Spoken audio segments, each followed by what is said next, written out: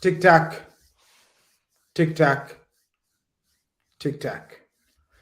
Good evening, good morning, good afternoon, everyone, wherever you are on this beautiful, beautiful earth of ours. Welcome to the Tic Tac Transfer Window Show. The only show you need to be watching during this transfer window. It's here. And to discuss it with me, I have two of the finest football men you would find on the Twitter sphere when it comes to football. I've got Conroy Talks. Conroy talks a lot of sense. Welcome once again, partner. How you doing, Grizz? You all right? How you We're feeling doing all today? right, Good man. Friday? Yeah, it's been not bad. It's been not bad. It's been a bit of a dull week. After the Christmas and New Year's mental madness, manicness, the first week of January is just calm, isn't it? We need something like a transfer window to get us going again, right? Absolutely. It gets not for Liverpool all the time, but it's a transfer show, not necessarily just about Liverpool. So we'll talk about some of that, but we'll not get into that right now. Yeah, exactly. Look, people in the chat, Evan, first of all, welcome. Sacro God himself. How we doing? How you doing? I see you've I don't know if you've invested now or you've always had these headphones. Like you look a bit more serious because transfer window's serious, right? So Yeah, and by nature, the Tic Tac show is extremely serious. So Yeah. we had to get serious for this one. It's been a great Friday, and I'm rounding off the start of my weekend with the Tic Tac, and I feel great. Yeah, listen, we're not. Yeah, look, when Evans invested in headphones and shit and a big microphone, like he's about to do a 1966 World Cup final commentary, shit's going down. So this is the real deal, people. But listen, as people are saying, smash the likes as you enter, people. Smash the likes as you enter. And you haven't subscribed, subscribe. Look, City, we're not here to tell you otherwise. Honestly, this show is not going to be about it's not going to be about sort of pretending something that we don't know about. If we know about something, we will relay it to you. If we hear of something, we will relay it to you. But mostly it will be about the news on the social media, about transfer rumors from reliable journalists, people that we tend to call tier one. And look, City is a Liverpool fan. This window is dead for us, but hopefully the summer will be really massive. It may well be, but look, we got to put some. I'll tell you what we're going to do, lads. I've decided this right now as we're speaking, as we're talking. So when we talk about rumors and links, whatever, we're going to give it ratings of Tic Tacs. So we're going to call it, how many Tic Tacs do you think this rumor has of coming off? So bear that in mind when we get into the rumor links. But listen, we're going to start off with talking about things that are done. We know are officially announced by their respective clubs. And I want to come to you, Conroy, first. And the first person I want to discuss with you is Kieran Trippier. Newcastle, we knew, are going to make moves very early on in the market. We knew they had to. We knew they got the money to. Their first signing under the new ownership is Kieran Trippier. Talk to me. I think it's some people are saying this week it's referring to the Man City Robinho signing as this has been their version of that. I actually think it's a smarter signing, to be honest. I think it's a very, very good signing. I think some people say it's not a statement. To me, it is, because I think the one thing you maybe look at other clubs, Chelsea, Man City, who've had that influx of money, is they maybe went with the Hollywood buys, whereas this is something they needed. Actually, ironically, you'd probably say Manquillo's been one of Newcastle's best players, but Trippier's always had a different level. La Liga winner with Atletico and really just been consistently very good for the last maybe 5-6 years. I think it's a very, very good signing. And when you actually look at the money, I think we just discussed before it came on, looking to be about 12 million. I don't know if there's maybe some add-ons in the future, but that in itself, I mean, people are saying Newcastle, but for me, that's a smart purchase. That's quite I'd say a shrewd purchase, especially when you look at maybe some other fullbacks in the league. I know people had spoke about it at the start of the week, saying Manchester United could have been in for Trippier. There's other teams who could have done with him. It's not just Newcastle. So from my opinion, I think it's a very good signing. I don't know if you guys agree, and I also think it's to me, that gives us a statement that Newcastle are not just going to be throwing cash at every player. I think they'll have a price, and if the club agrees with that, great. If they don't, they'll have plan B, plan C, plan D, and I think that's actually quite a it's a good example to show for the first signing, in my opinion, anyway. Yeah, look, Evan, Nate says Trippier is a solid fullback, and for a first signing, I think it was pretty important, as Conroy says, they kind of show their mentality in terms of how they're going to approach this thing.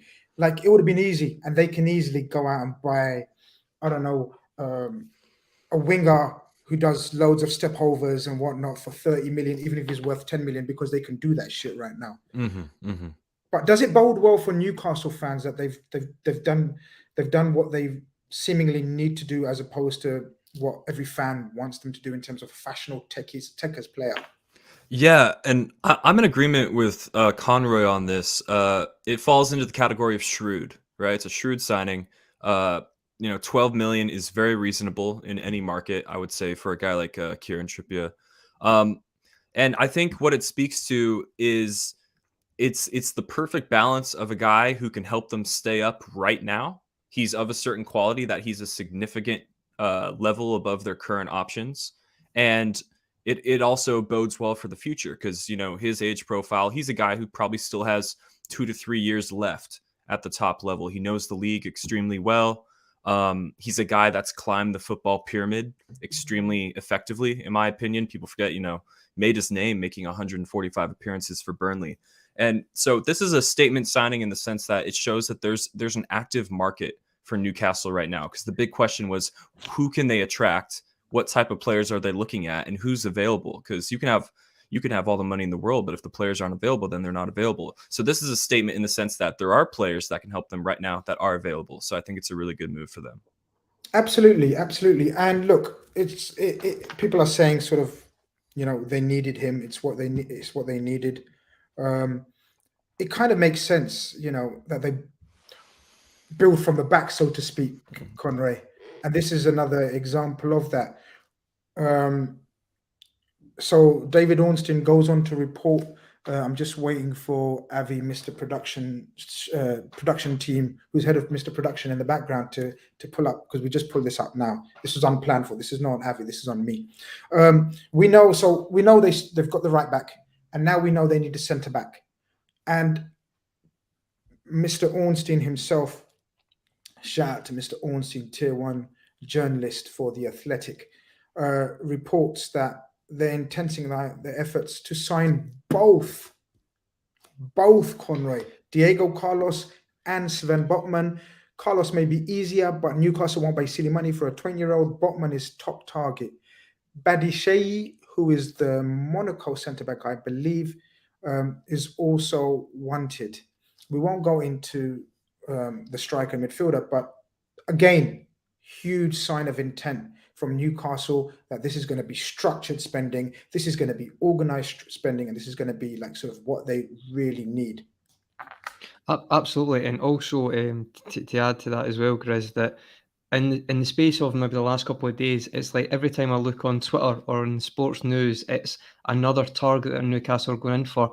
And you might look at that and be like, oh, maybe that's just rumours. But the way I look at it is that if it's not meeting that price, they've got that plan B. Like, so for example, I think Lucas Digne was a couple of days ago, they were looking at him.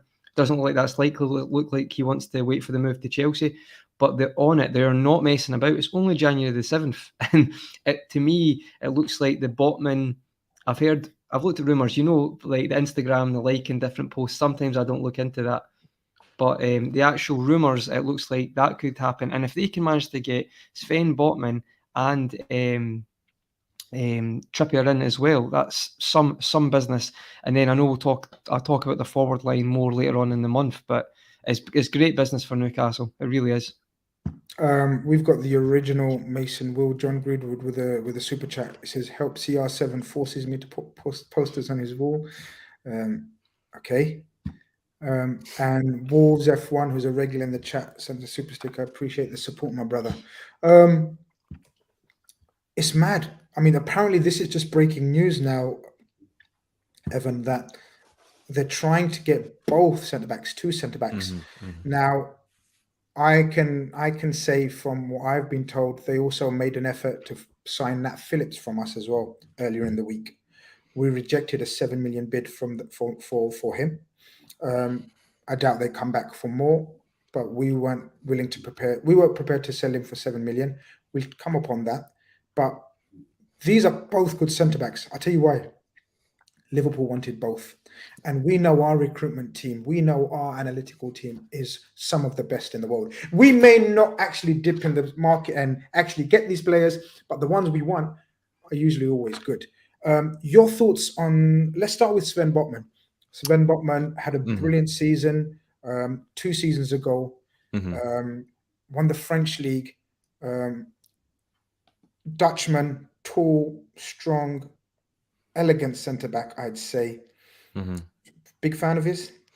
I am. And, I've done some research on Sven Botman about this time last year. Love a bit of research. Go on. Love a bit of research on Sven Botman. So, of course, I'm sure a lot of the Liverpool fans in the chat, this is a name we probably recognize from this time last year when Liverpool's well-publicized center-back issues were at their peak. This was something that was initially refuted by sort of the more reliable sources on the internet, but others, more localized sources in France were pushing him to Liverpool. I forget what the initial fee was, but I think it got to the point where we were told that Edwards phoned them to say that we're not interested. And that was a funny headline that I think the Twitter sphere sort of ran with. But he's a player I'm a big fan of. Like you said, Grizz, part of that Lille team that managed to snag a Ligue 1 from underneath PSG's nose, a Lille team that seems maybe inevitably like Monaco from 16-17, perhaps torn apart in the upcoming transfer windows. Whereas Monaco seemed to be ripped apart in one window a couple years ago. I think due to COVID, it's going to be a little bit slower for Lille. We might see sort of them all trickle out the door, or maybe it might be all at once. Maybe Sven could be the blow that breaks the levee, and the water starts to fall. But he's a player I'm a big fan of. He's not the quickest, and I know at Liverpool we're sort of catered towards our fast center backs, with the exception of Joel Matip and all of his elegance.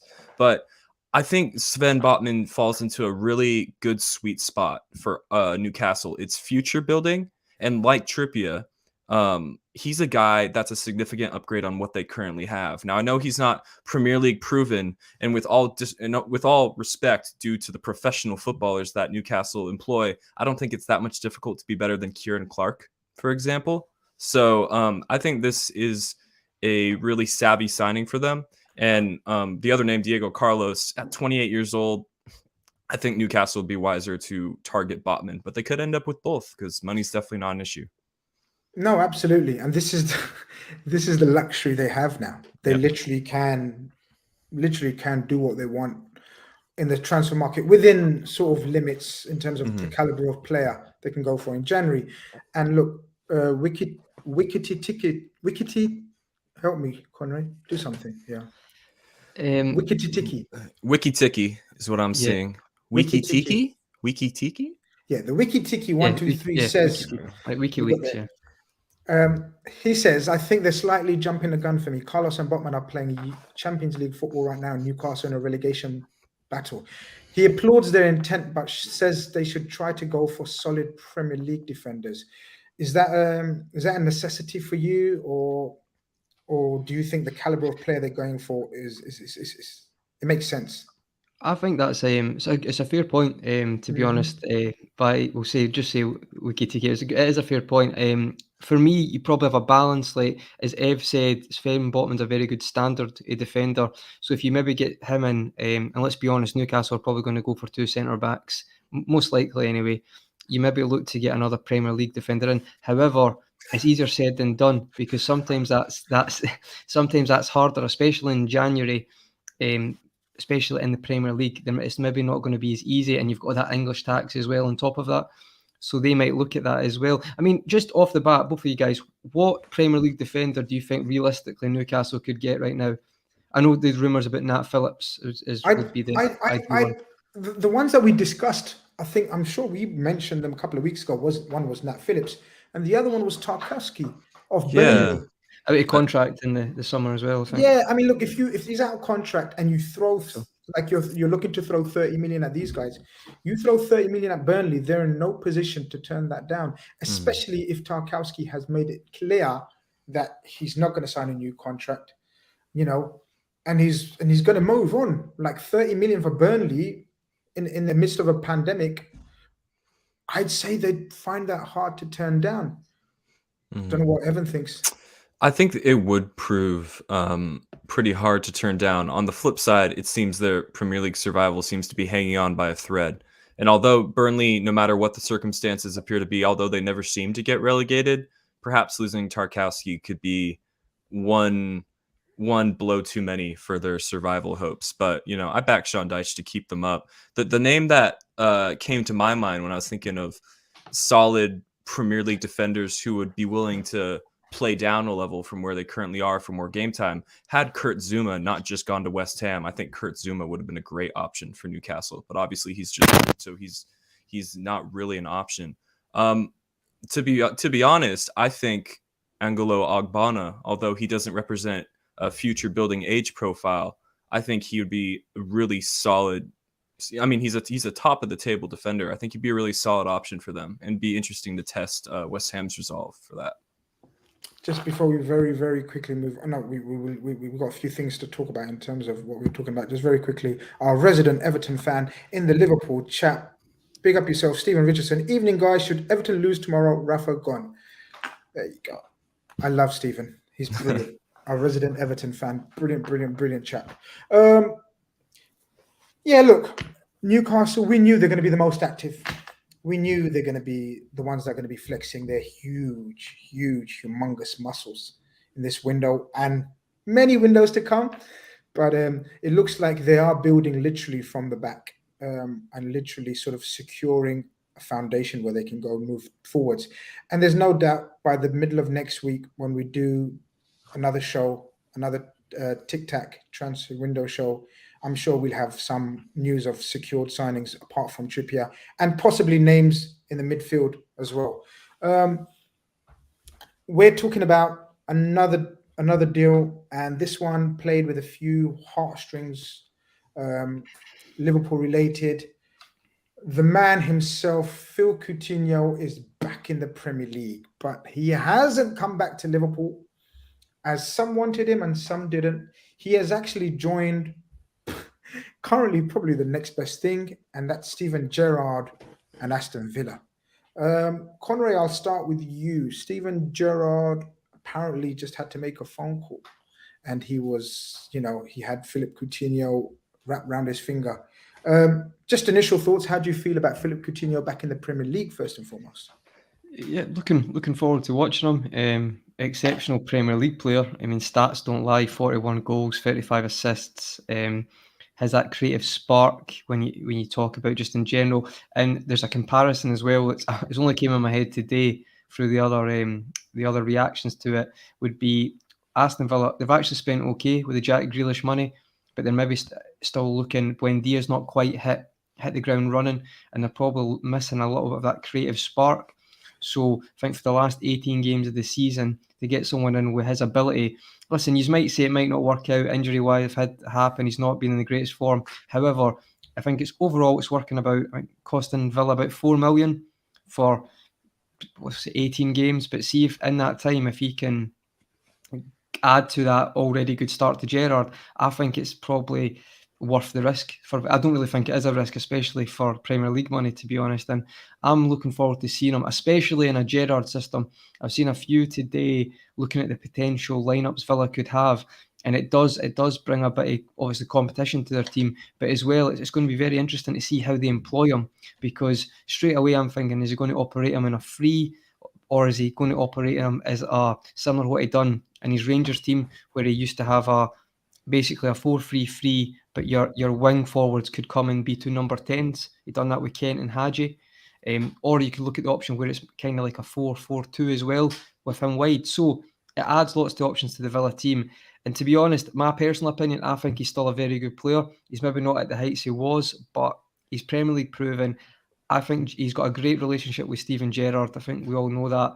And I could see it being a good match, and it could help Villa. And I could see them, if it goes well, signing them in the summer as well.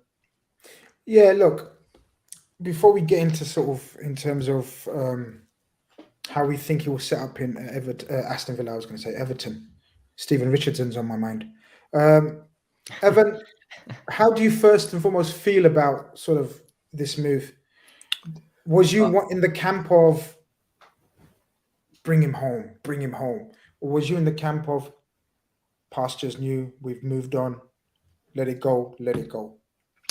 I can honestly say from the bottom of my heart that not for one moment since he's left Liverpool, I've wanted him back in any realistic capacity. That doesn't come from any feeling of ill will, despite the toxicity of that transfer saga, should we say. Doesn't come from a place of malice or any, like I said, ill will towards him. I'm just trying to be realistic. To the Liverpool fans who do want him back, you're more than welcome to feel that way. He's probably, for a lot of people, one of the greatest Liverpool players of the last 10 years. For a lot of people grew up on Coutinho. We can't forget that. But we took the most gigantic W, the most gigantic victory from that transfer sale. That transfer took us to the pinnacle of world football. So my thing is, we took a humongous win in that situation. Let's keep it moving. My first reaction of him going to Villa is that Villa should probably fire their graphic designer, because that's a howler. Looks like I made that. Or Abby. It looks like Abby made that one. You've just credited him at the start. You've literally said this. Yeah, the best thing he's done. You got to balance it up. The world class graphic designers are consistent, just like the world class footballers, right? It's consistency. I think it's a great move for Villa, because if there is still a player there, it's a very shrewd signing. I think the biggest headache for Villa with this, though, is how do you get him and Emi Buendia on the pitch at the same time? That's my first reaction. I did see one formation like that, but I don't know if it would work. It was like a 4-4-2 with him right side, but I don't know if that would be practical. Well, this is what I was going to say, Conroy. I was going to come into get away from the romanticism, and it's over now with Liverpool. It's been 4 years, people. It's not been 1-2 years. It's been 4 years since he left us. As Evan says, he was, I don't know what's the word to use him, because he was the instigator, I guess, and literally the instigator of the move. But in terms of the revolution, the evolution of Liverpool enabled us to get a centre-back and a goalkeeper that we craved and wanted and needed, and we never looked back. I'm pretty much of the opinion that it's a good signing. It's an absolute no-brainer for Villa. 100%, yeah. But it doesn't make sense for us. Regardless of people getting frustrated of our current situation and then sort of saying, look, we need someone right now. We're a long-term thinking club. We literally are. Again, whether we like it or whether we don't, our owners, alongside Klopp, are long-term thinkers, or they think they are, or they try to be. Coutinho didn't make sense. So the rumours are, or the stories that come out from the reliable journalists, are that they are paying 65% of his 380,000 a week salary, which equates to roughly, quick maths, not really, I worked it out earlier on, around the 200,000 mark, 200,000 a week. We were never going to pay that for someone like Coutinho, who's coming back, and we needed him to grovel back to us. So, but now that Stephen G's got hold of him, and Stephen G spoke glowingly about him throughout his press conference, and even when people genuinely normally asked him, when he was a pundit, do you remember when he was a commentator? We've seen the clips. He spoke about Coutinho absolutely glowingly and said, he's a master of his trade, a technician, etc., etc. Grealish is sold. Aston Villa make big money, huge money on Grealish, who was, I'd say, very similar to Phil Coutinho, but a poor man's Coutinho. They buy Buendia, who's a poor man's Grealish. Phil Coutinho comes now, Conroy. Phil Coutinho, at his best, they're not a patch on him, in my humble opinion. But he hasn't been at his best since the meniscus injury he suffered. Since he's left Liverpool, I think, people correct me if I'm wrong, if they think they disagree, I think he's only had one good patch at Bayern. A slight worry in terms of the speed and pace of this Premier League, which has got quicker. let's not beat around the bush. It's actually quicker and faster now. The statistics tells us that. Is a concern for Steven Gerrard. Worry for Steven Gerrard how he's going to fit him in, as you said. See, the thing is, Grizz, I think, because of the situation to the end of the season, it's maybe not a trial period, but you say you've got 18 games to use them late in the league or whatever, and then you've got Buendia there as well. What I would say, though, is I actually really like Buendia, and I think this signing, it's a no-brainer, and it maybe frees up a bit of the pressure off Buendia. And at the end of the day, you've basically got an additional player in to help fill the Grealish hole, but it's not really costing you that much. Really, I think it works out about 4 million to the end of the season, and then Villa can look at it again. That's not a lot of money. What I would say is, to me, back to my earlier point, it gives Gerrard options on that, and it also, I think he will love that because it gives him a variety of formations he can play. Yeah. And it's especially, I find it fascinating watching Gerrard. Like, I'll admit it, I'll follow Gerrard and see how he gets on, his tactics, how he wants to do that. Oh, Grizz is just a way to get a cup of tea. We'll be at the now, guys. But on that, I feel like I'm very fascinated to see where he plays on, because I could see him playing him off the left, and I said between either in a 3 or maybe in behind the 2, depending on if you've got Watkins or Ings. So I do think it's going to be very interesting. The point about the pace, Chris, I don't know if that's me, the noise coming off the feedback, folks. The pace, I think, is a very good point. It has got quicker, but what I would say is with someone like Coutinho, I was always impressed with, because especially when he played with Liverpool, he's a small guy in general, but he's obviously bulked up a little bit now, but he still used to compete then, and I know he's had the injuries and stuff like that, but I still feel like he can do a job. I think someone said it earlier today, if you can get 75% out of Coutinho, right, not 100, but 75%, that will still do very good for Aston Villa. For me, that'll still be a very, very good signing, and I think it'll. What's successful to you guys? See if he gets 5 assists and 5 goals. I'd say that impacts big games and gets them to maybe the top half of the table. I would say that's a good signing. So I don't think it's. I would tend to agree with you. Some people are saying feedback, and some people are so sharp and eagle-eyed. They've said it's your headphones. They're rubbing up against your microphone at times. Conrad. Oh, me. I yeah. didn't realize so probably untangle them, because someone earlier on said untangle them. So we'll give you a minute or two to untangle. I think no, they're away now. I'll get that now. That's there the first time. I mean, these people are sharp. But yeah, going off what Conroy says, Evan, he's right. Like, what does success mean for Coutinho in the 6 months or whatever it is until the end of the season is here? What constitutes success? Steven Gerrard will be looking for a creative spark. He's got, he's got Buendia, probably his only creative spark at the moment. I wouldn't call, who's the fast winger they got? Leon Bailey. I wouldn't call him. I think he's quick. I think he's powerful. I don't think he's got that creative ability that I feel Coutinho brings. What constitutes success for you? And because at the end of the day, they will have to make a decision on him, because the rumored fee is around the 30 million, give or take 4 or 5 million. 30 million obligation to buy, which is key again. It's not a necessity. It's not, an option to buy, is it? Yeah, it's an option, not an obligation. Not an obligation, which changes it, which gives them a bit of time to see if he settles back into the Premier League, right? But what constitutes success for them? Well, what constitutes success for Villa is kind of different what constitutes success for Coutinho. On a personal level, Coutinho needs to prove that he's still a Premier League player. Because as far as I'm concerned, the second he goes to Bayern and is low on confidence, in and out of the team, injuries, goes on loan, it's basically like being retired. Like, he's just a non-factor. He's just not affecting anything anywhere he goes. So he still has to prove that there's something close to a top player there. And you guys mentioned like 75% would be sort of like the barometer of showing that there's still something there. I would agree with that. For Villa, it's about maybe solving a problem that Steven Gerrard has, because he's come in, and Leon Bailey, I think, is injured when he comes in. But there's been a lot of big money additions to that front line, just in, even pre-Grealish, you know what I mean? They paid a good amount of money for Ollie Watkins as well. So they have a lot of players that they need to get into a workable system. And so how you get the likes of Buendia, Coutinho, Ings, Watkins, Leon Bailey, how you get the most out of all of your investment without making sure that you're not squandering a bunch of talent is, I think, the biggest hurdle for Villa right now. Inevitably, I think they will get something right with that amount of talent up front. It's one of the better looking forward lines in the top half of the table, but it's a bit of a convenient headache for Steven Gerrard. He's, you know, blessed but also cursed with the amount of options he has.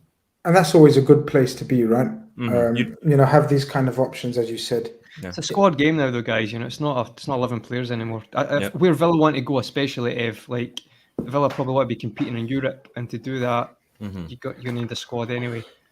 Someone asked earlier on, and it's brilliant the way even our chat knows how to sort of segue into the different sections. Someone asked about, and I'm going to find it any second, about Aston Villa not only stopping their guys.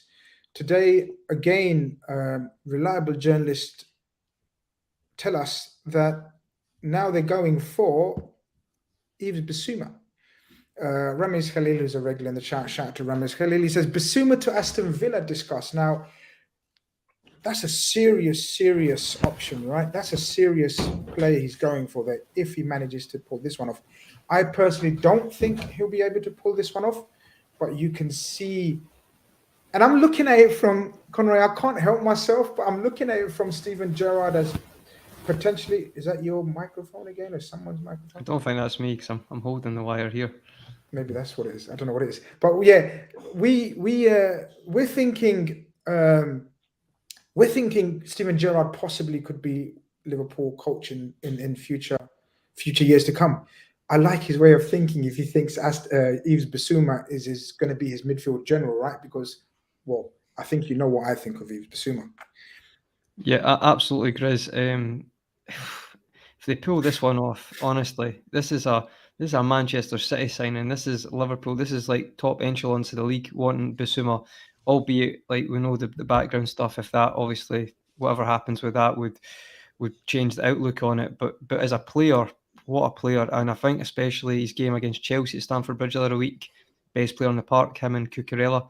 So honestly, to me, that'll hurt a lot of top six teams if Aston Villa get Bissouma. I really think that some of the money they're talking about in the past, it's 25 to 35 million. For me, that he's one of the best midfielders in the league right now, and especially he's got age on his side as well. I think that would be a terrific signing.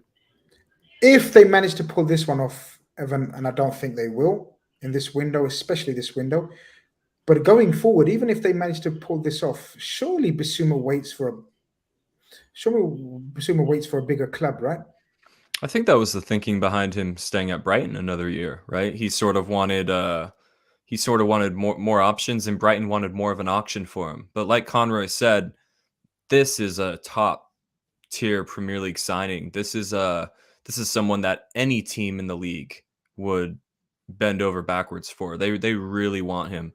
And for me, like if getting Bissouma on side and getting his team on board with wages and things like that, if that doesn't end up being an issue, you know, like Conroy said, the only issue I could see is the off the field stuff that still needs to be straightened out. You want to make sure that everything's crystal clear there, obviously, but he's a quality player. Would take him at Liverpool in a heartbeat. I thought he would have been the perfect Wijnaldum replacement, and I'm disappointed we didn't get him that summer. Yeah, no, absolutely. Can I just add to that, Chris? It was a good comment there. It was talking about Gerrard's Rangers team and what they played with the combative midfielders. That's a really good point as well. When you look at people like who's probably the most underrated player or one of the most in the UK. I know it's Scottish League, but he's still very good. Is Glenn Kamara, and he's very good at like press resistant type of midfielder. And in that as well, he used players like Joe Aribo in there at times as well. Ryan Jack's another one in the central midfield. The one thing I would say that I'm surprised Villa haven't went for yet is a big reason for Gerrard's success was like Stephen Davis going back to Rangers and playing that, you say six if you want, and just dictating the game, but obviously a very good ball player. I would not say necessarily, I think Bissouma's very good, but I wouldn't say would you guys say he's like a proper ball playing central midfielder, like the metronome? And that's the one player I can still see Villa going for, like this, because a lot of the time to control games, Davis was massive. in that invincible season, the undefeated season for Rangers. So that you might see something like that before the end of the window. Shout out to Ben, who's been on my channel before as well. He says, I was at the 2-2 draw with Brighton and Bissouma ran us off the park and controlled the entire game. Wouldn't mind himself at Liverpool. I couldn't disagree with that. He's absolutely my number one, possibly. And the reason why I say possibly is because I want to start talking about sort of the Liverpool rumours. We know where we are with Liverpool. Let's not beat around the bush with Liverpool and start saying, oh, we're going for player X, Y, Z. We know generally we don't buy players. Never mind in January, right? Generally, we don't. Genuinely. Generally, we don't buy many players. But that doesn't stop sort of links and rumors and agents talking and sort of speculation starting. First and foremost, I want to speak about sort of a player that's been linked to us via a lot of Colombian news outlets, a lot of Colombian pundits, media outlets, call it what you want, and it's the Luis Diaz that Avi has. Is that Avi coming in our ears there? Celebrating. It's the Luis Diaz with a picture of Nat Phillips. Poetry in motion. This is amazing. But look, we try to sort of make sense of the Luis Diaz very quickly. He made sure I said Luis Diaz every time, like Luis Diaz. So bear with me, people, if you don't like the way I say that.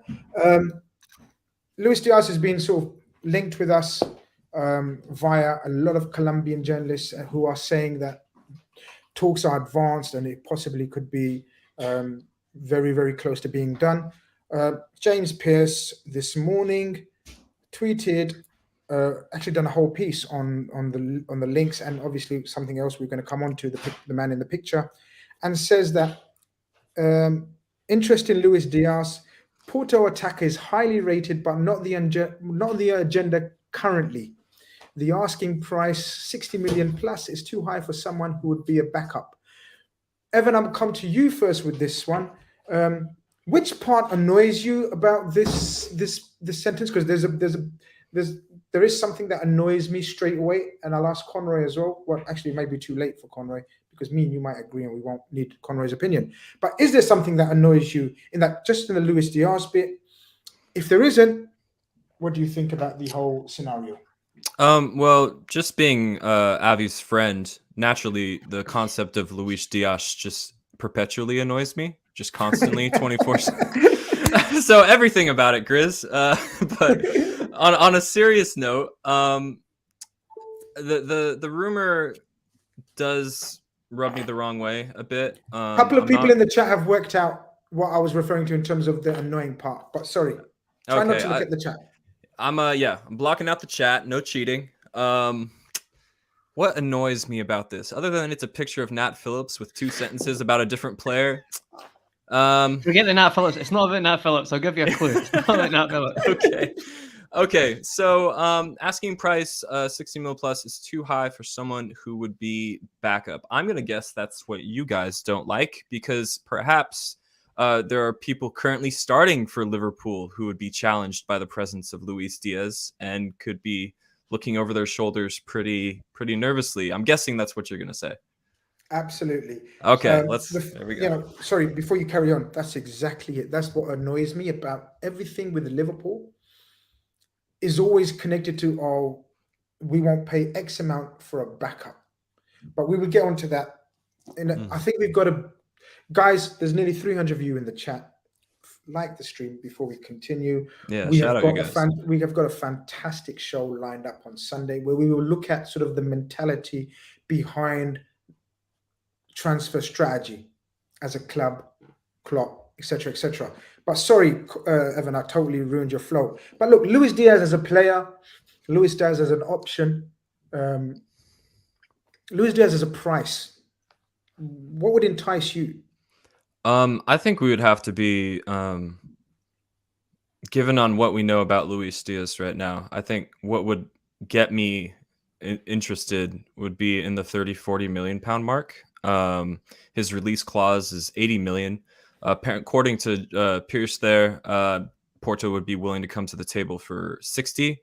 But if that's not the case and they would want all 80, it's important to remember that to comply with the Portuguese league's laws, that £80 million release clause would have to be paid in full. That is an absolutely ridiculous sum of money, even if it was done in installments like 99% of other transfers, never mind a release clause that requires it all at once. So for me, the money doesn't make sense in the sense that I think there are players who are just as good as Luis Diaz, who are available for they're available for half the money, and they are even a couple of years younger than him. So that's where I stand on him. Okay, I can tell you that Avi in the background is absolutely seething. No, Avi's left. Avi's left. He's away. He's left. He's actually showing his index finger in the background. Nah, he's tracking my IP address right now. He's trying to find out where I'm at. Wait, see if you just disappear off the screen in the next 5 minutes. That's why. Should I be nervous? Conrad, before I get to you for your opinion, Ramesh Khalil sends us a super chat. Appreciate that. He says, what do you think our squad needs and which positions take priority? Is it a DM, striker, right back, and centre mid in that order? Would love to hear your opinions. You will 100% get our opinion. You will get an extended show on particular sort of this subject as opposed to names. We will 100% try to cover that on Sunday on the Red Fellas podcast. Chris, do you want me to take a picture of that one just so we answer it in the Sunday show? Just so I think we remember. Yeah, in fact, if we be cheeky, maybe Ramesh will send us another super chat reminding us. Yes, he will. Selection with another super chat. It says Pep Sierra broke the Diaz news months ago. He's one of the most creditable Colombian journalists. He said LFC can get him for 40 million in the summer. I will address that after having Conroy's opinion. So Diaz, for me, I think Ev made some great points. I'm going to go back to the backup part. I know the chat didn't like that, and I'm not going to just say it for the sake of it. It pisses me off as well. Like, I think in general, I said it 20 minutes ago, it's a squad game. Football is not 11 men anymore, and it's not been for the past 10, maybe 5 years. But we got to look who you're competing against. Now, this mentality, it really does annoy me because like, even look at City, okay, I know City, but even look at most teams, they've got options, they've got depth. We're competing with City and Chelsea, and the depth of those two teams in attacking areas, it's not just, they don't just think, oh, we'll sign Ziyech, Havertz and Pulisic. They're not worrying, oh, how can we get all those three on the park at the same time? They've like add Werner to that, Lukaku. It's about building that squad and that ability to compete on every front. And for me, it really does annoy me because it's not just forget like the competition. Even based on the amount of games you have to play now, you need time. So this thing about, I said it was Jota, and I've been proven right with Jota. It's like that breeds competition, and it creates players maybe have to go up a level to get back in the team. You've seen it with Shimikas. So I don't know why we still have this attitude. It's about 13, 14 players as your first team, if you know what I'm saying. Obviously, you've got your squad, but for me, it's 13, 14 players anyway to compete, possibly 15. Mm-hmm. So that, just on that part, I agree with you guys. It really annoys me that. And I think that terminology can kind of be damning because people are like, oh, we're not going to spend it now. I think you have to just focus on he'd be a great asset to have and he'd really improve our team.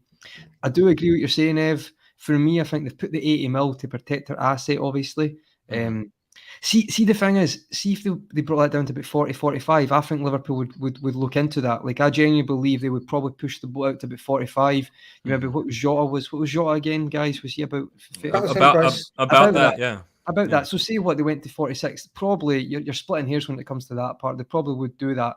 But I think just with the 60 mil, I think if you looked hard enough, you probably would find others. It'll be interesting to see, though, what's happening behind the scenes. Maybe as much as Ave will be annoyed, I might stick up for him here. I feel like Diaz would suit us perfectly. I think I was very impressed against the game, Porto Anfield. I thought he'd done our defence quite a few times with just either his intelligence or pace. If anything, it was just his decision-making in the final third. But we've had a few players like that in the past who, when they've came to Liverpool, they've really improved on that side. Their decision-making became more clinical.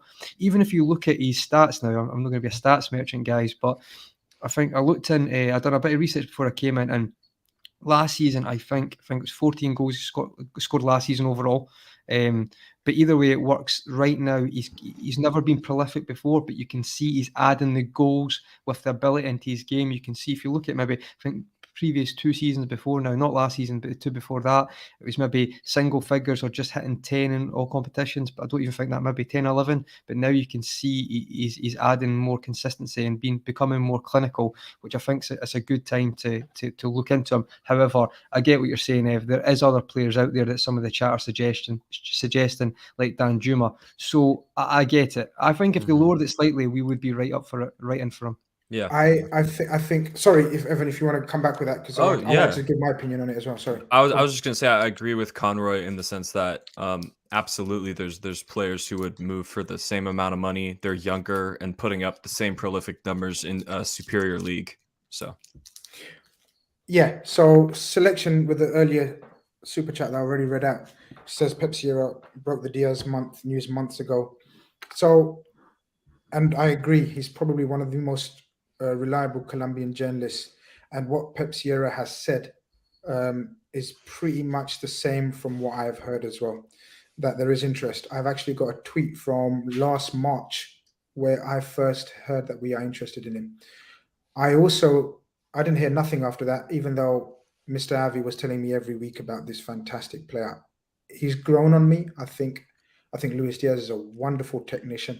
I was at the Porto game at Anfield where he did impress me. Even though we smashed them, he was the one player that did impress me. Everything around him was trash. We have to bear that in mind. I think I'm in agreement with Evan. I think we would look at him. I think we do believe that we can get him for around the 40 to 50 million pound mark, just like Jota. And I think that is a very reasonable fee for a player that, in my opinion, is worth 50 million. I think he would take the Premier League by storm. I think his strength and his tenacity would enable that he's not going to get bullied. So, when we talk about players from lower leagues, when I say lower to the Premier League, we think about sort of the high intensity. Will they be able to handle the physical side? This guy is very strong, very quick feet.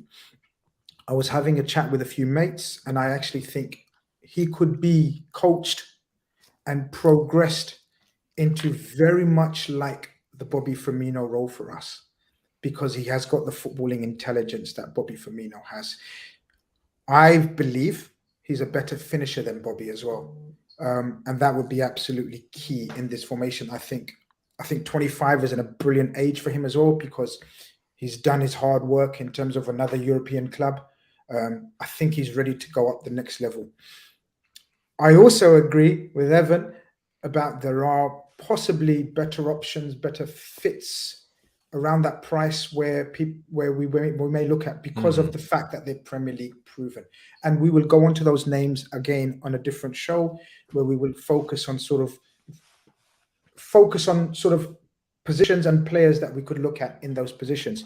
But look, this came out because overnight it exploded all over Colombian media, some Spanish media, and that's why we thought we address it. My understanding is there's absolutely nothing between Porto and Liverpool, but we have sounded out his agent, and he is someone of interest. James Pearce confirmed Grizz Khan is right this morning as well. Sorry, Conor, was you going to say something? Can I just add something to my earlier stat? I maybe never made it clear. Just to clarify, I think. So basically, Diaz, I think 2 seasons ago, 11, 14 last season, and he's already got 14 this season. So you can see that the trajectory is improving, he's finishing and goal scoring. And what I mean by that is, if you look at our analysts, our previous signings like your Manes, Salah, there's been like that. They've maybe improved, but when they've came to us, they've really hit their peak when it's came to finishing and scoring. So I just thought there's a bit of a pattern there that you can see to similar signings. Absolutely. I mean, look, the most recent example is Diego Jota. Yeah, exactly. And look how we talk about him now.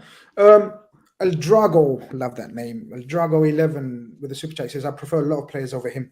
Bowen, Rafinha, Diaby. We saw him against Nico Williams and James Milner and did nothing. Give me a Premier League player.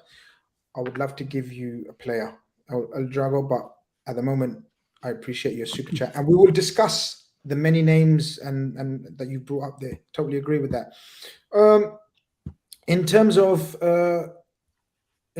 sort of outgoings, the aforementioned Nat Phillips, who was on the picture of that story.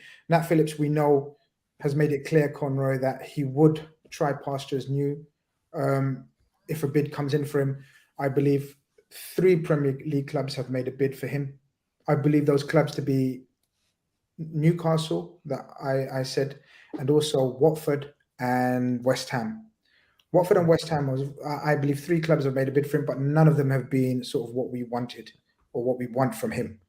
Are we being safe? Are we being protecting our asset and protecting our own, or are we holding him back and say, look, 7 million's decent? We weren't even getting 500,000 at the start of last season. Do you remember, guys? We discussed Football's it. funny. Football's funny, It's isn't a it? funny old game, isn't it? As the late Greavesy used to say. What's your stance on it? Or do we just wait for that 10 million ballpark figure that we're looking for, I believe, and then let him go? I think with that, Grizz, I think 10 million's about right. Some people might say, oh, wait for 15. I think you've got to have a balance, right? This kid, basically, I say kid, to 24, 25, but basically last season was outstanding in getting us in the top 4. He really was defensively outstanding. That picture of him and Reece Williams is one of my favourite pictures when they finished the game against I think it was Wilson the last. I can't remember who we played, but we won. We secured top 4, ended up finishing 3rd, which I think is an outstanding achievement. So he really has lifted his stock. But for me, I think 10 mil, I agree with you guys. I think that's about fair. If you just come in, you're at 7, give us 10 mil. That means we get a pretty overwhelming upgrade price we thought we'd ever get. Yeah. And then it allows him to do that. Now, don't get me wrong. I'd prefer to keep him because I have said I really do like having someone like Phillips in the team, especially when you've got like Matip in the team who Touchwood hasn't, but could get injured. And then Gomez as well has had these problems this season. So there's definitely an argument to hold them.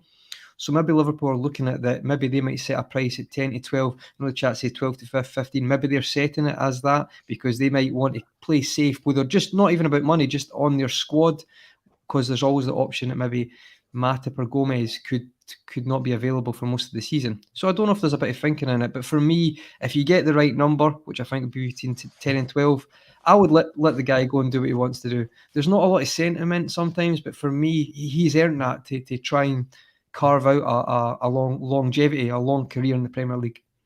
Yeah, look, Prince Teddy, who's one of my regular and reliable mods, go follow him at iSoccer Hub on Instagram. As he said there, he's a great person. He thinks I think Nat Phillips is a perfect Burnley-esque player, tall, physical, and got a goal in him. Evan, would you disagree with Max? And Burnley were very much interested in come the end of the last transfer window. Mm-hmm. There hasn't been any talk of them reigniting that interest, but he makes a good point, right? Like Sean Dyche, we spoke about Tarkowski going. You'd assume it looks like a like for like, and just on back of what Conroy was saying, do you think there's an element of you that says, look, Liverpool, we got our services, we got our best out of him. Take the 7 to 10 million and let the brother go.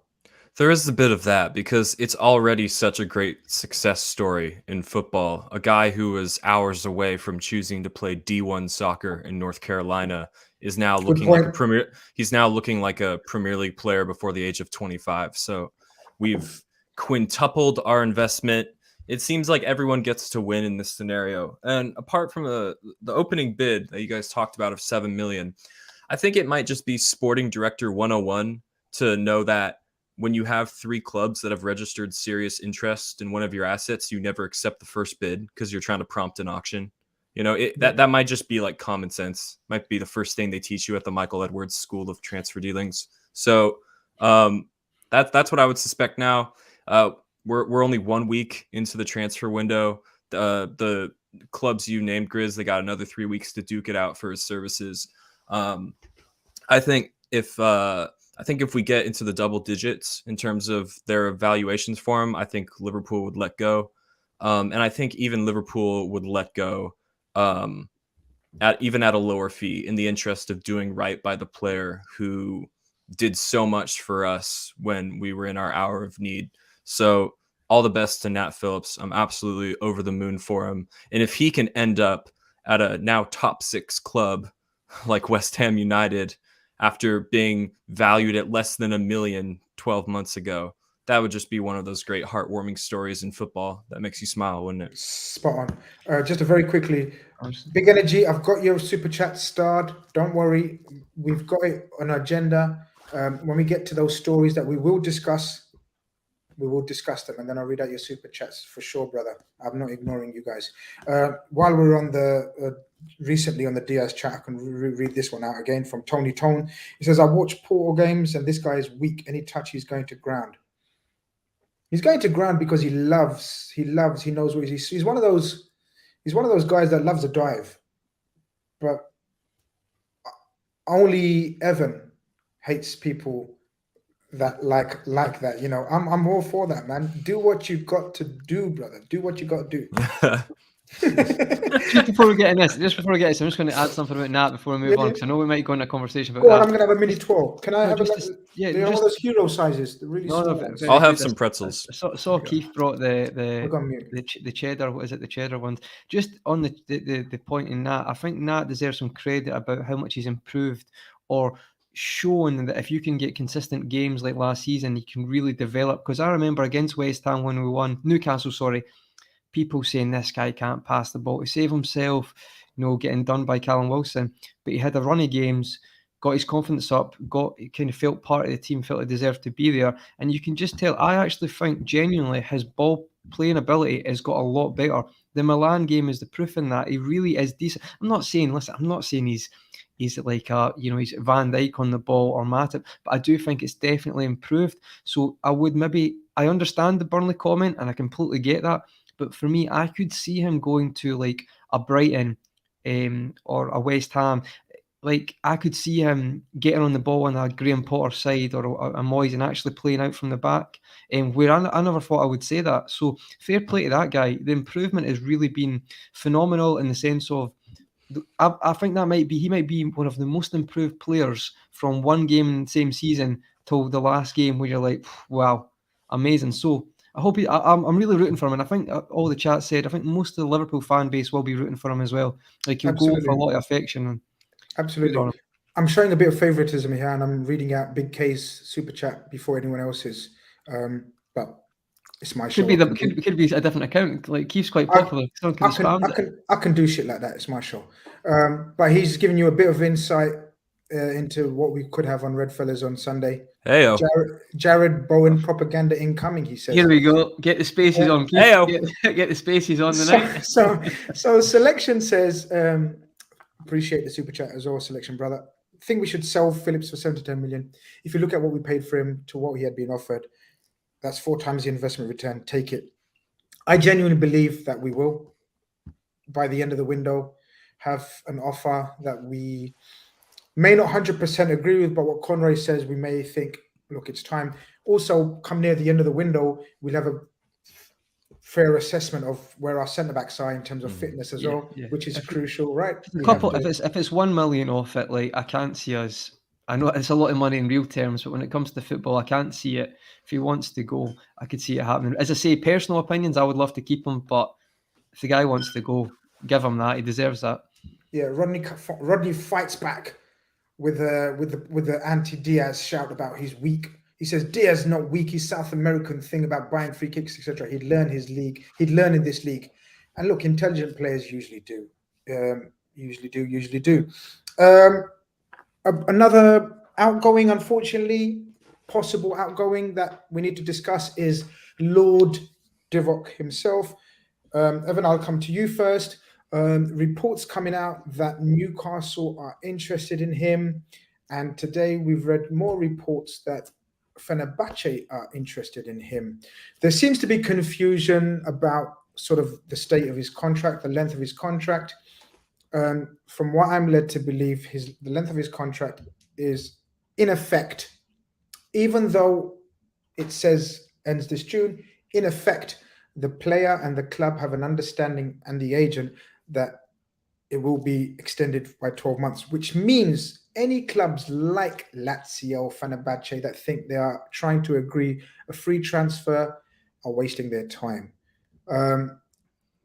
That being said, and you can trust me with that information, Evan, now that you know it's safe that he's here for another 18 months, what kind of price would you be looking for? Or would you not be looking for a price? Shock, horror face, in case you hit me with something totally out of the blue and say, I'm happy to keep him and let him carry on doing Divock things? I think just in our current situation, can we afford to let him go? I mean, Jesus, how many players do we have? I swear last time we checked, we had like 7 players. It's one of those things. Listen, I want to preface this by saying that I think Liverpool could have done with another attacker last summer, and that hasn't changed. I would like them to do it in January. Whether they do or not is for another show. But yeah, I just don't think we're in a position to let him go. Like you said, Grizz, the extension is on the table. Those clubs would be wasting their time, and just if we went into this season saying Minamino and Origi, here, this is your block of game time. This is when you're going to get games. We've planned that way. And in terms of squad planning, Klopp isn't much from deviating from the plan, is he? He doesn't really do stopgaps. Last time I checked, last time I perused our finances, I don't think we're in any desperate need to cash in on the likes of Origi. Cashing in on Origi, I don't think will make or break any future transfer plans we have.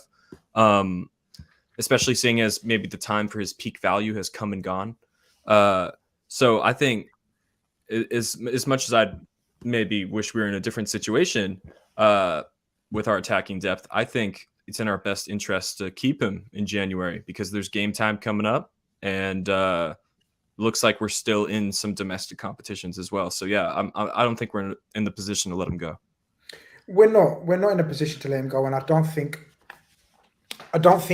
unless we reach a bid of around the 15 million mark, I don't think we're looking to sell him. And some may say, wow, only 15 million. It is what it is. We're going to have to sort of cut our losses at some point. At the moment, the bids of 7 million are just not justified, right, Conroy? There's absolutely no chance. It makes no sense, as Evan said, to let him go in January, especially as we know the chances of anyone coming in his place is 95% not happening. Well, that would be it, Grizz. And I'm seeing it. And one thing I would say, guys, it's only the 7th of January, and I've seen several links on potential of Origi going. And you know what? That could just be the rumour mill. I get that. For me, surely Liverpool would only ever consider that if they had something that we're not even aware of, that Grizz isn't even aware of coming in. Do you know what I mean? Something that if he goes, that comes in, and it's not going to be waiting on the 7 million to cross that over the line. But do you know what I'm saying? That's the only world where that would be not even financially viable, but just like for us to have a good second half of the season. And do you not find it slightly worrying? There's been quite a few rumours in the last couple of days on that, especially the Fenerbahce one. What do you think, Grizz? Are you actually a bit more concerned now? Because I know sometimes you get the random stuff that really doesn't amount to anything, but it's slightly early for that for me, and I was a bit surprised, to be honest. I am and I'm not. I am surprised because he didn't get many bids despite so many of us, including me, including Evan, including you as well. I remember chatting to us, guys, and the other guys as well. We really felt that he needed to go. We really felt that we need to bring someone else in. But when it was apparent that we're not going to bring someone else in, he stayed. From what I was led to believe, we just didn't get any bids for him, Conroy, that amounted to anything worth us accepting. Now, move that on a few months, and now we're in the January window. I get what you're saying, but I think a lot of these clubs are just trying to sort of get him on a pre-contract with the notion of thinking that he's not going to cost anything. Yeah. I don't know of any bid. I know there's been speculation there's been a 7 million bid for him. I don't believe that to be true. I think people are trying to get him on a pre-contract. And then when they realize, when they speak to his agent and the agent relays the information like, look, we've got an agreement with Liverpool, we're going to extend it to protect the value because they've been good to us and we've been good to Liverpool. You have to bear in mind, we've got good relationship with some of our agents and players. So I don't think people are willing to pay a fee for him. Yeah. As bad as that sounds, No, I get that. Everyone's been waiting for trying to give him a free. Look, quick shout out to Shaka Bedin, who's given us a super chat. He says, look, why can't we keep our squad intact until the next summer transfer and sign at least one player in this window? We got a depleted squad. No outgoings for now. Yeah. We all agree and feel the same, right, Conroy? Yeah, absolutely. And just on the side, the only club I'd say who probably would do is see with the news on Callum Wilson yesterday. I could maybe see Newcastle putting a bid in. That's the one who they're desperate. They're not going to wait till summer. We'll see if anything comes from that. But Good point. absolutely, Shaq, as always with the great comments. But genuinely, it's like so funny. We're a top team. We're Champions League winners. There, won the Premier League, competing in the top four, and it's like for us just it's like when the hay bales come across like that, when there's like the western, you'd have the quiet desert with the hay bales. That's like us when it comes to January transfer window, because we know nothing's going to happen. And I agree, for me, even a Minamino 7.5 million or something like that, just to add a bit of depth, I think would be really helpful, but I can't see it happening. Evan, I wanted to come to you for the next player. That was where was this link? Oh, it was Grizz Khan again. Spoke about Tchouaméni. So I need to get first of all, because you have done more research. You have done more research. And after the debacle of the types of translations and how pronunciations we had in the chat a week ago or something, can you please reveal exclusively how we say this player's name? It is Tchouaméni. It is not Tchouaméni. It is not Tchouaméni. It is Tchouaméni. So it's like shoe, as in the thing that you put on your foot. Tchouaméni. And then knee, as in the thing that's below your thigh at the end. So, and that's how it's going to stay. And that's how it's going to stay. And listen, as Liverpool fans, we have let some of our players down. Did you know that, technically speaking, it's Mane and not Mane? It's Konate and not Konate. That's what that dash on the E means. And who was it? Raphael Honigstein, the author. He was saying that on the Anfield Rap. He's saying we've been letting Mane down for years, but unfortunately, I think it might be a bit too late, isn't it? Never too late. Let's try to we got to be better. You know what I mean? So Tchouaméni. Listen, this is no Shaq. No, we literally told you no. Shaq, I just do I have to do it again? You gotta do it again. It's Tchouaméni, like shoe, not Tchouaméni. Close. This is Ali's close. So what Ali needs to do is he needs to add an ah sound. Don't just say Chewbacca. He needs to add an ah sound in between shoe and mani. So Tchouaméni. Tchouaméni. And then you say it fast so you sound French and you sound cool, sound sexy. Tchouaméni. There you go. Wow. When Conroy is saying it and making it sound sexy in a Scottish accent. Exactly. Joke, Conroy. Shame on all of you. J'ai habité en Écosse. There you go. Amazing. Tchouaméni. Listen, now that we've got the important part of the conversation around this player over and done with, I spoke about this guy a few times because I think he's the next best thing. I already think he's brilliant, but I think he's ready again, very much like Luis Diaz, even though he's younger. I believe he's 21. Someone tell me otherwise. Someone find out. Let me know. He's 21. Yeah, he's 21. Okay, because sometimes I get my facts and figures wrong. I'm known to. Safe to think of him as 22 because he turns 22 in 2 weeks. But perfect.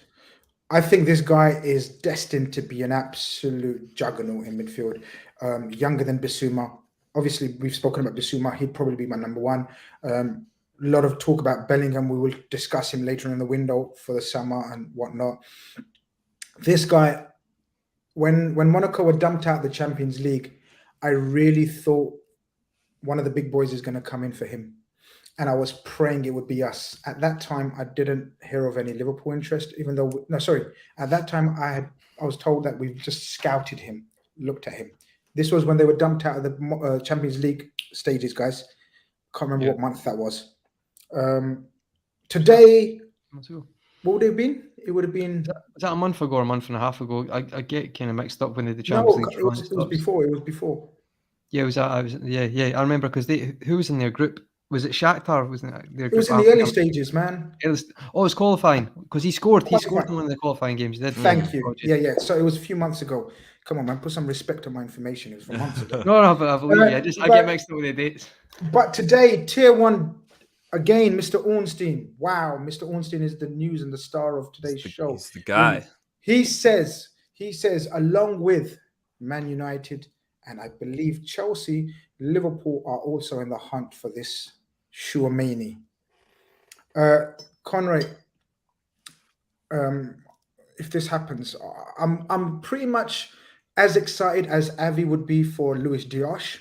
That's how highly I rate them. A, do you know much about this kid? B, does it make sense? Does this kind of deal? So I'm thinking this kind of deal would probably cost us again in the 40 to 50 million range, which is our range. You know what I mean by that, guys? Yeah. A sweet spot. I call it the sweet that's spot. our sweet spot, right? We do It's that. the Mane Salah, the Fabinho range. That's what Shot exactly that. there. Talk to me, brother. Yeah. So for me, I actually am impressed when I've watched him and I've looked a bit into the formations he plays in as well. I think he looks very exciting. And to be honest, you don't even have to look. Oh, there you go. Share birthday.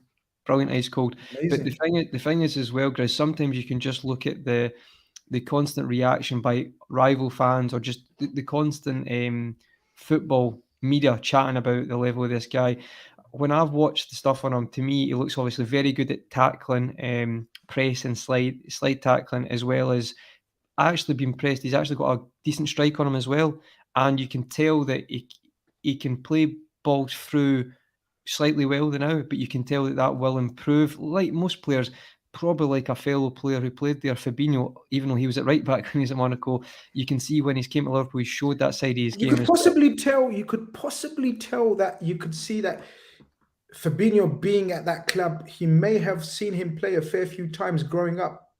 Yeah. You know, in his youth days or whatever the case the may way be. Fabinho uses body, Grizz, now, like it's all different shapes and sizes footballers, but again, he's probably not massive near Fabinho, but he's just so good at getting his body in the way. And the footage I've seen of him, I've been quite impressed with that. He just, to me, looks great. Now, the interesting point about this kid, I think if we could get him for 40, 50, is wow, what a signing. If you can have him for 6 to 7 years, you could use him right now. The footage, when I've watched him, he plays in a 4-2-3-1 sometimes or a 4-4-2, but most of the time it tends to be there's someone alongside him, especially in the 4-2-3-1. However, I want to get your guys' thoughts on this. To me, he's obviously young and can evolve.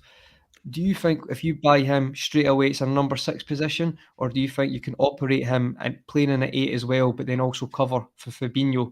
Do you think he'd be the versatile midfielder, a bit like probably what Bissouma could be? I'm going to go to the football man himself, the soccer god, very, very, very soon. Tony Tone, who's obviously a Chelsea fan, says, chill, that is our Conte replacement. Well, we're going to talk about that, Tony Tone. that possibly answers your question in terms of what Chelsea fans think he can do. Yeah. Right? Great shout. And I fear, hope I'm wrong. I fear he may be right. He may end up at Chelsea. But you're not usually wrong, no, Chris. This is the problem. You're usually correct quite a lot. I fear that he will end up at Chelsea in terms of financial package that they will be able to offer him. I'm hoping that he doesn't be swayed by the figures they will throw at him. See it happening. No, I can already see it in my head. 100%. That's the thing. Absolutely. But Evan. I'll start by answering Conrad's question, then I'll talk about him a bit. I don't see him as a Fabinho successor or a guy who would rotate in for Fabinho. This guy would come to Liverpool and play 50 games a season. He's that good. I see him as sort of a Wijnaldum type player in the sense that he offers a lot of defensive cover and transition. I've been very critical of our lack thereof from our 2 8s next to the holding player. I think we lost quite a bit of control when we let Wijnaldum go. So I think Tchouaméni fills that sort of requirement. Just like you guys said, my impression of him was that Chelsea were leading the race for him. He is, however, not really that similar to Conte, in my opinion. I see the connection there, and they share a lot of attributes. They share the same country. Who is though? To be fair, who is exactly like Conte? That's Yeah, you know what I mean. yeah, Just unbelievable. yeah. Conte is the most unique player in world football for me. So, yeah, I see where Chelsea fans are coming with that. Um, even though Monaco are known for producing great players from the academy level, we have to shout out Bordeaux because Tchouaméni is actually a Bordeaux product and made 25 appearances for them in Ligue 1 before moving to Monaco in 2019. So, in his debut season, Tchouaméni makes 10 appearances in Ligue 1 for Bordeaux. And then in 1920, he made 15 appearances. And guys, keep in mind, this is as a 17, 18-year-old. Wow. And then he eventually moved to Monaco, and he's made, I think, close to 50 appearances for them, something like that. So he's played quite a bit of football. He's obviously shown people in the Champions League what he can do. I think a lot of people who don't watch Liga will have had their first glimpses of him in European competition. He's an excellent player. And in the last 12 months, I think he's firmly situated himself in that best top 5 midfielders under 23 category. He's firmly up there amongst the 100%. Bellinghams, the Gravenberches, Sandro Tonali, all these great names of under 23 midfielders. So yeah, this would be an incredible signing. This is a guy who would probably take some time to adapt to what we do in the Premier League. But if people are thinking of him as some guy who comes in to play for Fabinho 10 to 12 times a season, think again, because he would play quite a bit for us. Tony Tone, resident Chelsea fan, he says he used to play at 6 in his last club. I think Everton's broken down his appearances and how he plays and where he played. Very quickly, all those players that you mentioned around the same age group, Evan. So you mentioned Tonali, you mentioned Gravenberch. Was there anyone else you mentioned? And Bellingham. You can add Boubacar Kamara to that from Marseille. Yeah. This guy, in my humble opinion, Tyler Morton. Pedri. Got it. This guy would be, and some are going to absolutely go for me now, but this guy would be on a par with Bellingham for me in terms of who I'd want. Now, the difference being 50, 60 million in price.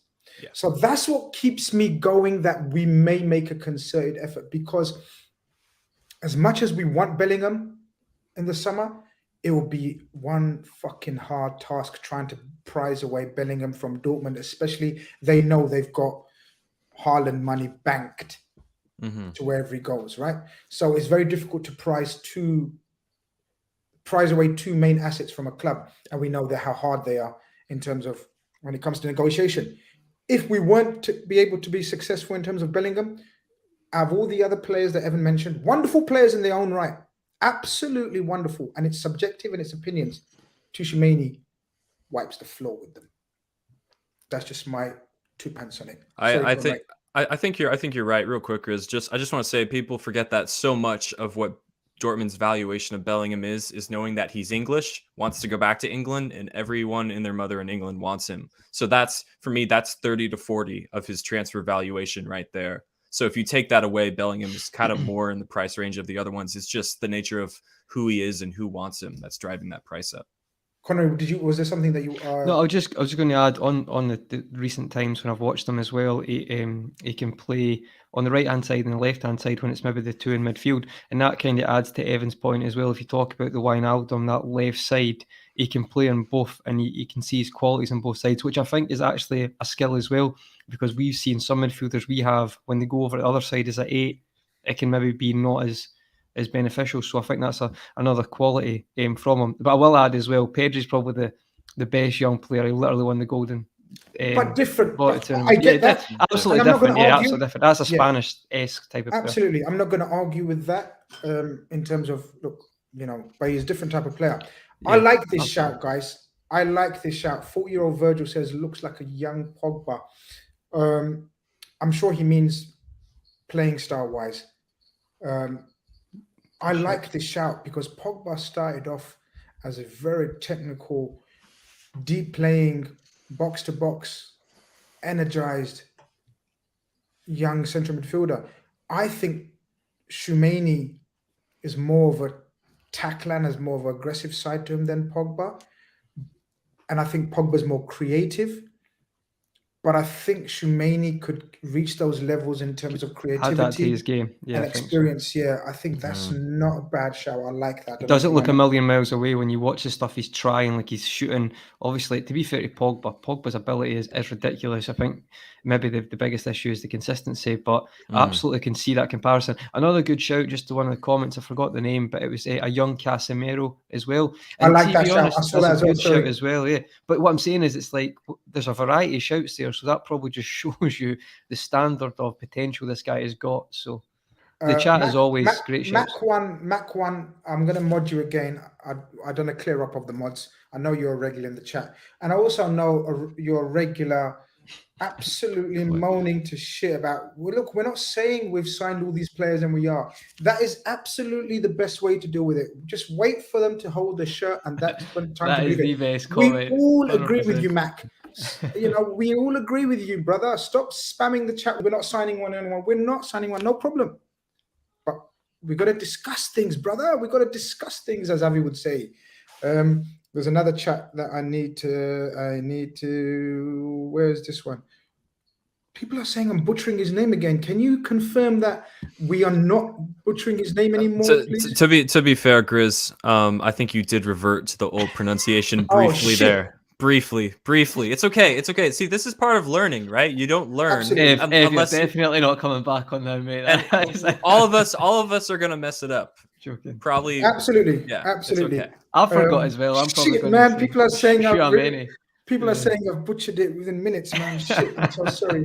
I'm so sorry. They're on the chat are on you. Like honestly, it's like quick as anything. No, but listen, I like being corrected. Love it. No, but my earphone's literally on me like that, straight away.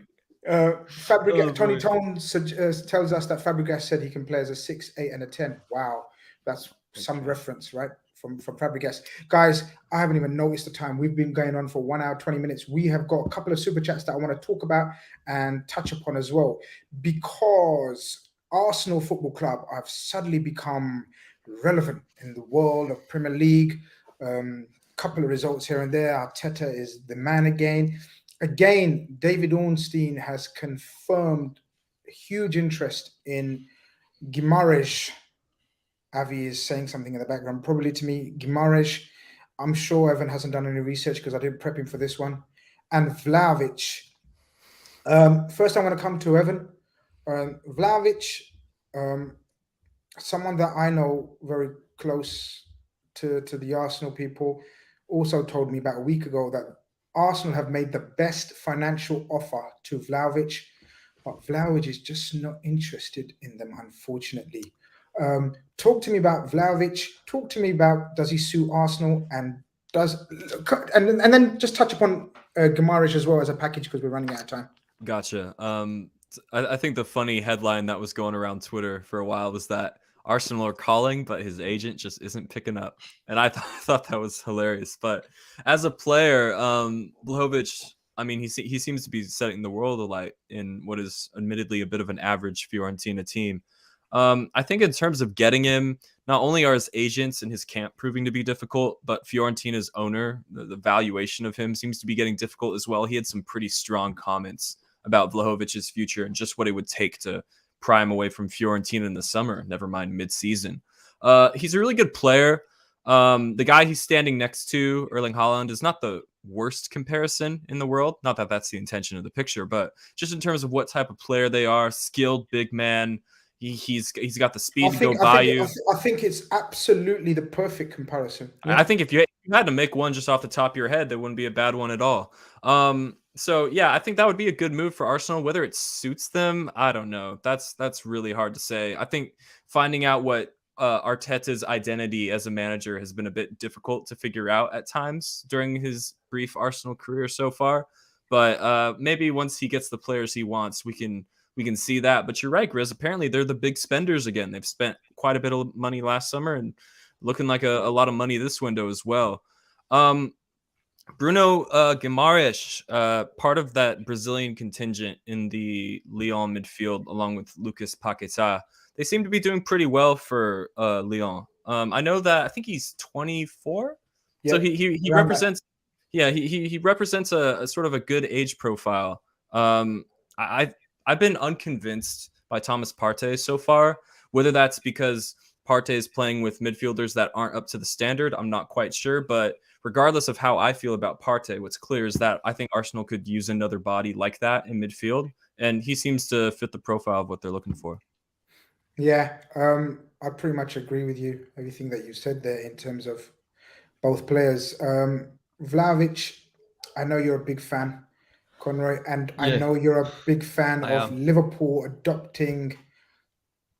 Go on, I'll let you explain your theory No, and thinking it's again. not necessarily a dot. I just think for me, right, he is superb. And if Arsenal get him, I do think it's an opportunity missed. Like, I'm not saying that you can be wrong about these because I remember the time when he got Lacazette, people were like, oh, Lacazette, we need to go for him. But to me, like, look at his record. I think he had 6 goals a couple of years ago, and then last year's 21. He's on 18 goals already this season, all competitions. Again, a bit like Diaz, you can tell. To me, he looks like he's becoming a killer. Like, I think he will be a killer. Like, and that's a Diaz is not a killer. You know what I mean? There's only certain players.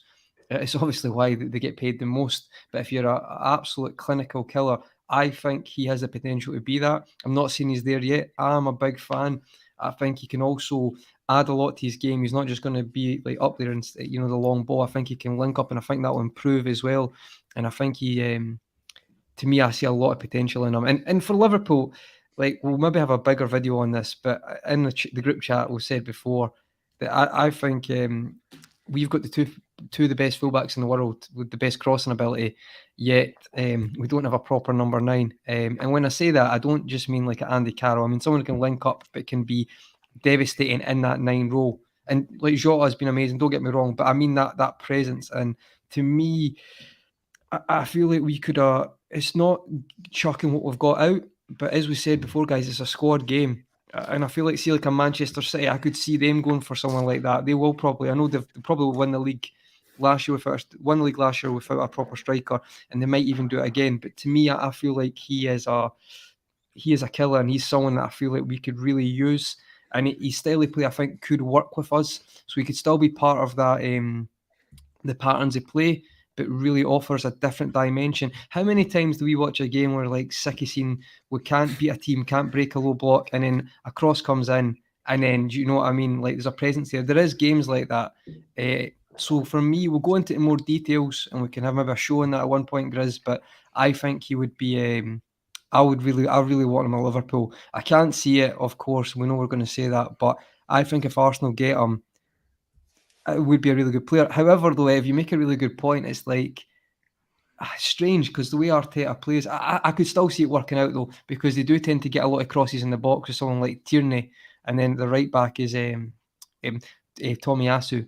So I could see that working out, and I think he's a brilliant, some potential. I think he could be devastating. Evan, do you want to take this super chat from Big Energy, who thought I was ignoring him? Look at that, brother. Hope you're still here. Shame on you if you've left, because we're about to read out your super chat. Let us know if you're still in the chat. Do Vlahovic and Guimaraes, how you say his name, I apologize to him, secure top 4 for Arsenal. Yeah, shout out Big Energy. We didn't forget about you. The Red Fellas always pay their debts. Dude, I would say before I even heard that these names were associated with Arsenal, I thought Arsenal had a really good chance at securing top 4. So to answer your question, Big Energy, I think this all but secures it for them, pending some insane breakdown in mentality or injuries or COVID or any of those things. Yeah, I was already of the opinion that it was attainable for them without these guys. So yeah. We've got a couple of super chats to round off to talk about. Drew Patel says, how much would Pedri cost if Barcelona were selling? I'll stick with you, Evan, for that. A lot. Pedri would cost a lot of money. Did he sign a contract? He has a death row release clause. I don't know what it is, but it's insane. It's one of those things. It's one of those anti-PSG release clauses, because I feel like the Spanish Giants are still spooked post Neymar.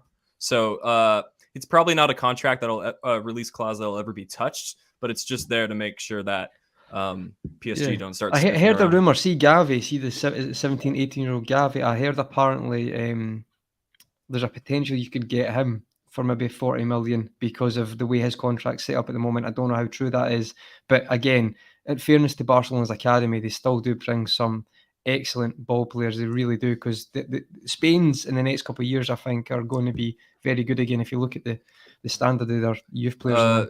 Guys, are you ready to guess what Pedri's release clause is? I have it right here. Grizz, what are you saying? 1 billion. No, not 1 billion. What are you saying, Grizz? Only 800 million. Conroy? Do you know, I'm not even joking, right? I heard something stupid like this, but it might have been absolutely ridiculous, but I did hear it was something crazy, but that's too... go for... It's 500 million. It's 1.16 billion. I was Oh, right. shit, My I God, won. I was right. You would have won if you stuck with your original. Yeah, you should. I thought to myself, no, Conroy, you're talking rubbish. Conroy pulled up a headline in his mind that he had read a couple months ago. He's like, I swear it's that. Come on, just say that. Just say that out loud. The release clause is 1 billion. It is 1.16 billion. Fuck's sake. But in my head, Dave, I'm like, no, that doesn't make sense. I can't say that. That's crazy. There you go. Unbelievable. Conroy, lads, thoughts on Traoré to Tottenham for 20 million? Which one? I have Adama Traoré. I have a feeling this will go through. I think so. I think it's nailed on to go through. Thoughts on this one? If it gets the Liverpool fans to shut up about the idea of him coming here, I'm all for it. Because I was very anti-Traoré to Liverpool whenever those rumors come about. Conrad? I could see it happening, but again, I've heard rumours that one of the reasons for it maybe not happening would be Doherty, as I never pronounce his name right. I'll say Doherty. Apparently, Wolves want him to go back, and which makes a lot of sense because he was great at Wolves, and maybe Bruno Lage, your favourite manager, Grizz, could get the best out of him again. But apparently, I don't know if Doherty wants to leave. But on that. Conte is so good at taking players to up in their levels, but I don't know if the Traoré one's just... He probably could, to be honest. Look at someone in the chat, great point. Victor Moses, what he'd done, literally a Premier League. That's not someone. That is Big K himself. How dare you? No, someone else did say it as well. Okay. Right. I was going to say, look at the elitism. I don't look at the names. I'm just seeing the comments. Keith came without a super chat this time, and Conroy didn't recognize him. No. Blank that. No, I'm joking.